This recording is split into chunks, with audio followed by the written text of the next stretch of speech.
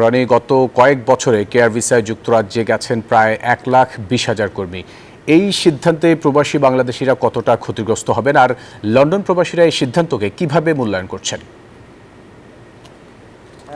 আসলে জানেন যে এই গত কনজারভেটিভ সরকার এই কেয়ার ভিসা সহ এই স্কিল ওয়ার্কার যারা ছিলেন ব্রিটেনে তাদেরকে একটু সহজ করে দিয়েছিল ব্রিটেনে আসার জন্য, এবং এই দেশে প্রচুর মানুষের প্রয়োজন ছিল, এজন্য তারা এই বিষয়টিকে সহজ করে দেয়।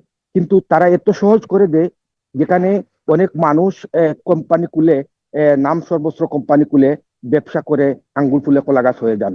কিন্তু হাজার হাজার মানুষ এখানে এসে বিপাকে পড়েছেন, অনেকের ভিসা নাই, অনেকের কোম্পানি নাই, এবং এই মুহূর্তে সরকার হঠাৎ করে এসেই সিদ্ধান্ত নিয়েছে যাতে কেয়ার ভিসা আর কোনো লোক কোনো দেশ থেকে আসতে পারবেন না, এবং যারা এই দেশে 3 মাস অন্তত কাজ করেছেন কোনো কোম্পানিতে তারা অন্য ভিসায় মুভ করতে পারবেন।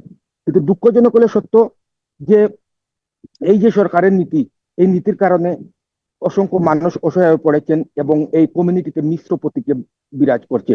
মানুষ বলছেন যে এই পরিস্থিতির কারণে মানুষ বিপদগামী হবে, এবং হাজার হাজার মানুষ যে তারা সয় সম্বল বিক্রি করে এই দেশে এসেছিলেন তারা বিপদী হবেন, এবং আগামীতে স্কিল ওয়ার্কারের মানুষ এদেশে আসতে পারবেন না, কারণ এখানে শিক্ষাগত যোগ্যতা সহ 41,000 পাউন্ড ইয়ারলি বেতন দিতে হবে।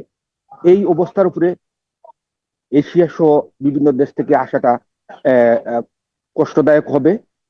এই ছিল আমার কাছে সর্বশেষ তথ্য। বান্ডেল থাকলে প্রতি সেনমানিতে টাকা বাঁচবে। বিকাশ সেনমানি বান্ডেল কিনে জিতুন প্রতি লেনদেনে।